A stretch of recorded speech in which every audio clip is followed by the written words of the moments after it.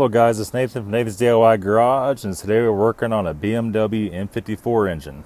So this is the 530 I just did. I did not seal a valve cover gasket on this all the way around. Everybody's relentlessly bitching at me that you can't put gasket sealer on the gasket. So I just put it in the corners like BMW recommended. I had some guy come and look at it, and it was dripping oil in the manifold that's smoking over here. It just seeps and seeps and seeps. It's just shitty. You have to put gasket sealer on these gaskets, but you have to do it correctly. If you do it like a fool, it could cause problems. It could get down in oil passages. It could mess with the very sensitive Vanos timing chain. It could stop up, something in your banjo fitting going to your Vanos, anything at all. So you have to be responsible with it, but you have to seal these gaskets on these valve covers. And you also not only have to seal them, you have to inspect your little washers on your bolts. If any of these are cracked, these aren't, but if they're split, it'll leak out of there. What happens, it'll seep on the bottom side over here. And of course the manifolds are right below it. Now this one does not have the foils on the manifolds.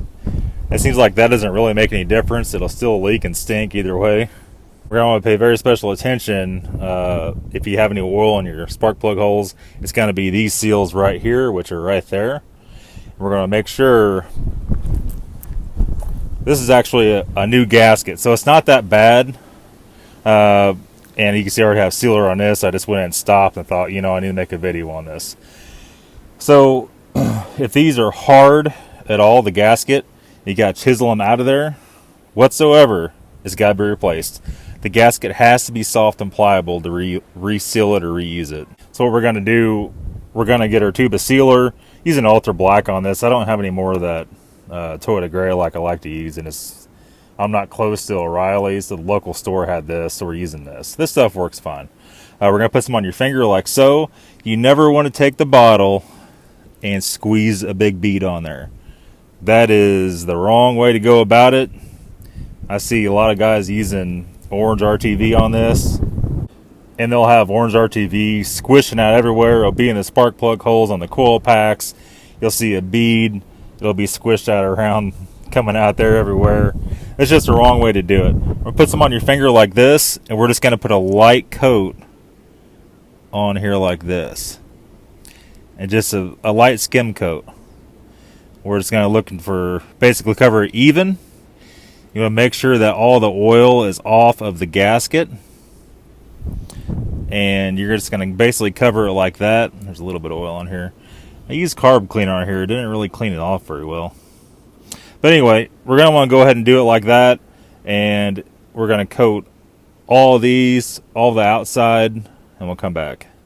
All right, guys. Here we are finished with it. I apologize for the wind. It's windy as hell out here. Even the windsock on the camera isn't catching all of it out. So here we are.